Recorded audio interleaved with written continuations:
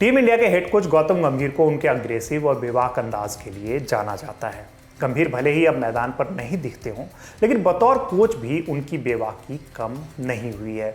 गंभीर ने एक टीवी शो में खुलकर उन लोगों को जवाब दिया है जो उनके कोच बनने के बाद से उन पर लगातार सवाल उठा रहे हैं।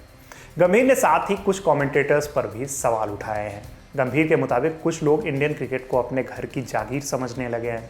उन्होंने एबीपी न्यूज़ के एक कार्यक्रम में कहा, कोच बने हुए मुझे सिर्फ 8 महीने हुए हैं। जैसे मैंने आपको पहले बोला कि अगर रिजल्ट नहीं आएंगे तो मुझे आलोचना का सामना करने में कोई दिक्कत नहीं है। लोगों का काम है आलोचना करना और वो ऐसा करते भी रहेंगे। लेकिन कुछ ऐसे भी लोग हैं जो 20-25 साल से कमेंट्री बॉक्स में बैठे हैं। उन्होंने मेरी हर चीज़ पर सवाल उठाया है। उनको लगता है कि हिंदुस्तान की क्रिकेट उनके घर की जागीर है। हिंदुस्तान की क्रिकेट किसी के घर की जागीर नहीं है। 140 करोड़ भारतीयों की वो पहचान है और वो वैसी ही रहेगी। बीसीसीआई ने चैंपियंस ट्रॉफी 2025 जीतने वाली भारतीय टीम के लिए 58 करोड़ रुपए के कैश प्राइज की घोषणा की थी, जिसमें कोचिंग स्टाफ भी शामिल थे। गावस्कर ने गंभीर से सवाल किया था कि जिस तरह राहुल द्रविड़ ने अपने साथियों से ज़्यादा पैसे लेने से इनकार कर दिया था, क्या मौजूदा कोच भी ऐसा ही करेंगे? गंभीर ने बिना नाम लेते हुए इस सवाल का जवाब देते हुए कहा कि उन्हें किसी को नहीं बताना कि उन्होंने पैसों का क्या किया। गंभीर ने कहा, उन्होंने मेरे कोचिंग करियर से लेकर, मेरे रिकॉर्ड से लेकर, कंकशन से लेकर और यहाँ तक कि प्राइज मनी तक के सवाल उठा दिए कि चैंपियंस ट्रॉफी में प्राइज मनी मिली थी। मुझे इस देश को बताने की ज़रूरत नहीं है कि मैंने कहाँ पर पैसा छोड़ा है और कहाँ पर पैसा लगाया है। इस देश को ये पता होना चाहिए और ज़रूर होना चाहिए कि ऐसे लोग पिछले कितने साल से एनआरआई बनकर देश में काम कर रहे हैं और वो देश से पैसा कमाते हैं और बाहर लेकर चले जाते हैं। मैं 11:55 पर सिक्योरिटी चेक या इमिग्रेशन नहीं करता कि मेरे 180 दिन बीत चुके हैं। यानी कि उन्होंने ऐसे एनआरआई पे सवाल उठाए हैं कि जिन्होंने 180 दिन बीत जाने के बाद तुरंत देश छोड़ देते हैं। मैं हिंदुस्तानी हूं और आखिरी सांस तक हिंदुस्तानी रहूंगा।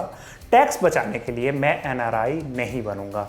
गौतम गंभीर ने हालांकि किसी का नाम लेने से इनकार कर दिया, लेकिन उन्होंने जर्नलिस्ट से पूछा कि आप खोज कर बताएं कि इस देश में कौन कितने साल से एनआरआई बने हुए हैं। जिनके खुद के घर शीशे नहीं गत्ते के होते हैं, उनको दूसरे के घर पे पत्थर नहीं मारने चाहिए। मैं अपने कोजी क्लब, गैंग, लॉबी के बारे में नहीं सोचता हूँ।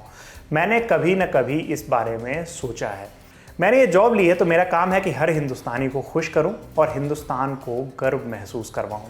मैं इस जॉब को ईमानदारी से करता रहूँगा। गंभीर ने आगे कहा, ये परसेप्शन भी चेंज होना बहुत ज़रूरी है कि ट्रॉफ़ी मैंने नहीं जीती, किसी कप्तान ने नहीं जीती, किसी प्लेयर ने नहीं जीती, बल्कि हम सब ने मिलकर जीती है। यानी कि उन्होंने कहा कि किसी एक को क्रेडिट नहीं जाना चाहिए। कोई एक कोच, कप्तान, कोई एक सीनियर प्लेयर, कोई एक जूनियर प्लेयर आपको कोई ट्रॉफ़ी नहीं जिता सकता।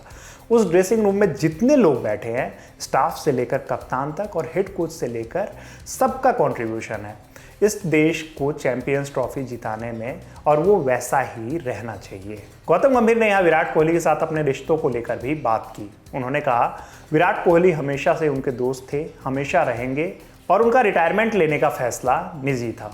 इस वीडियो में फिलहाल इतना ही। इस खबर के लिए स्क्रिप्टिंग की है हमारी साथी रिया ने। मेरा नाम है रविराज। देखते रहिए ललन टॉप स्पोर्ट्स। धन्यवाद।